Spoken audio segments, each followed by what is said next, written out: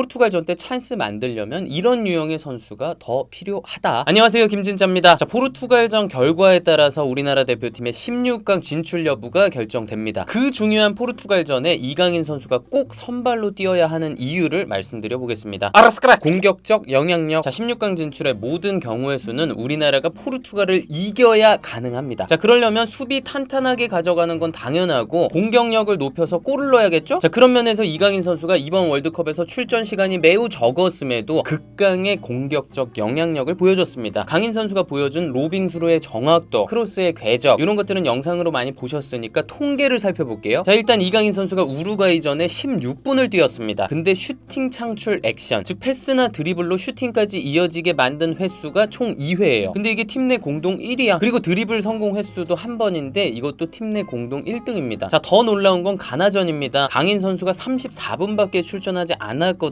근데 슈팅 창출 액션이 총 8회, 팀 내 1위, 그리고 크로스 9회, 팀 내 1위, 그리고 전진 패스 성공 횟수가 6회입니다. 황인범이 1등이고 이강인이 공동 2등이에요. 34분 뛰었는데 공격 작업할 때 터치만 봐도 퀄리티가 다르잖아요. 그리고 주변을 하도 잘 살피니까 우리가 경기장을 위에서 보는 느낌으로 경기장을 보는 것 같아. 강인 선수가 볼 잡았을 때 주변에서 압박이 가해져도 볼을 뺏길 거란 생각이 잘 안 듭니다. 턴오버가 없어. 황인범 선수 힘들어. 자, 이번 월드컵에서 황인범 선수의 활약이 엄청납니다. 가나전이 끝난 직후의 통계를 보면 이번 월드컵에 나간 모든 선수들을 통틀어서 파이널 서드 지역 패스 성공 횟수가 1위입니다. 그리고 슈팅까지 이어진 시퀀스 플러스 찬스 메이킹 플러스 슈팅, 이렇게 묶어서 공격 지표를 카운트해봐도 전체에서 2등. 자, 그런데 포르투갈전 때 꼭 이겨야 되는데 황인범 혼자서만 전진 패스를 넣으면 안 됩니다. 아니, 포르투갈도 황인범 잘하는 거 알고 집중 견제 할 거 아니에요. 그렇게 묶이면 힘들어. 황인범과 비슷한 역할을 할 수 있는 이강인 선수를 넣어서 부담을 줄여줘야죠. 상대가 황인범 막으면 이강인이 찌르고, 이강인 막으면 황인범이 찌르고, 괜히 옛날에 그 새 얼간이를 알아도 못 막았겠냐고요. 그리고 결정적으로 황인범 선수가 지난 두 경기에서 너무 열심히 뛰었습니다. 중간에 종아리에 쥐도 났던 것 같고, 아니, 무조건 부담 줄여줘야 돼. 크로스. 자, 이번 월드컵에서 우리나라가 크로스 시도는 많이 했는데 크로스의 성공률이 매우 낮습니다. 우루과이전 때는 25%, 가나전 때는 42%였어요. 특히 우리나라가 가나전 때 크로스를 35개 시도했어요. 이게 1966년 월드컵 이후 한 경기 최다 기록이래요. 근데 크로스로 단 2골밖에 못 넣었잖아요. 조규성 선수 머리로 가는 좋은 크로스의 빈도를 늘려야 돼요. 그리고 그러려면 이강인 선수가 필요하죠. 자, 그렇다고 크로스에만 너무 의존해서는 안 되겠죠. 다른 공격 루트가 필요합니다. 예를 들면 스루 패스. 그러면 또 이강인이 필요하잖아요. 가나전 후반 막판에 조규성 선수가 해트트릭 할 뻔했던 그 슈팅, 그 직전 패스가 강인 선수였잖아요. 진짜 아무도 예상할 수 없는 스루 패스였다고. 자, 그리고 크로스, 스루 패스 말고 중거리 슛도 필요합니다. 이번 월드컵에서 중거리 슛 본 게 몇 번 없죠? 중거리에 자신 있는 선수들이 적으니까 자꾸 볼이 측면으로 가는 거야. 그러니까 크로스가 많은 거죠. 자, 그런데 이강인 선수 중거리 빠따 좋잖아요. 레알 마드리드 상대로도 넣었잖아요. 전진 드리블. 자, 우리 선수들이 볼을 잡았는데 앞쪽에 공간이 있다. 그러면 전진 드리블을 해야 됩니다. 왜? 그래야 상대 한 명이 튀어나오고 그 뒤에 공간이 생기니까요. 그 공간을 활용해서 툭툭툭 찬스 만들 수 있는 거예요. 근데 우리 대표팀에서 전진 드리블을 하는 선수가 몇 없습니다. 황희찬도 다쳤고. 하지만 이강인 선수는 볼을 가지고 전진할 수 있죠. 포르투갈전 때 찬스 만들려면 이런 유형의 선수가 더 필요하다. 이강인의 스타일. 자, 이강인 선수는 지단이나 스콜스처럼 중원에서 볼 주고 받으면서 경기에 대한 영향력을 높여갈 때, 그럴 때 최고의 컨디션을 보여줍니다. 그러려면 경기 초반부터 경기의 키를 쥐게끔 해야 돼요. 토니 크로스처럼. 레알 마드리드 경기 보면 토니 크로스의 리드에 따라서 경기 템포를 높였다가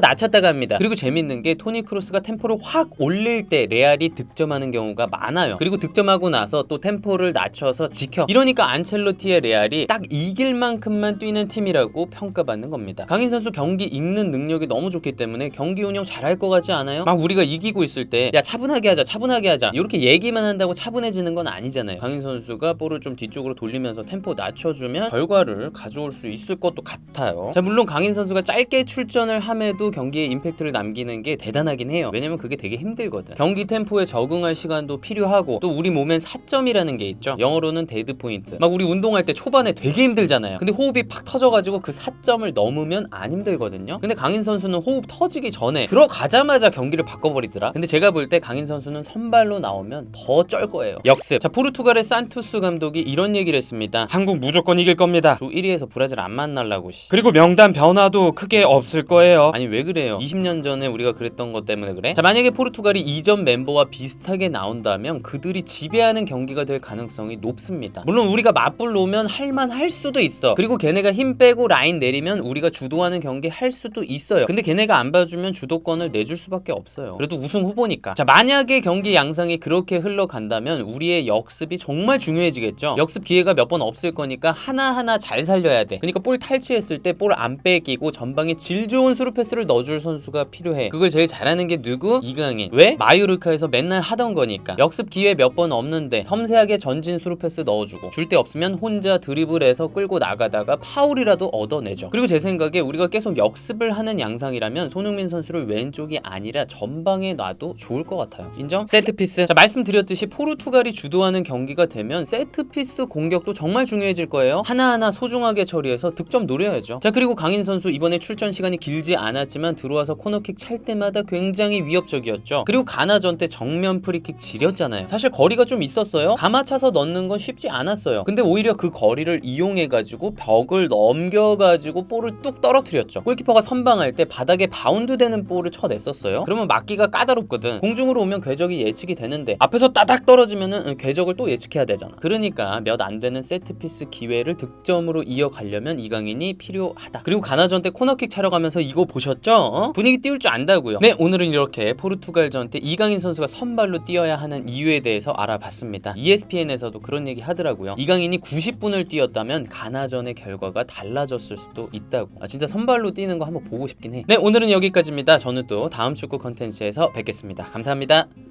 뿅!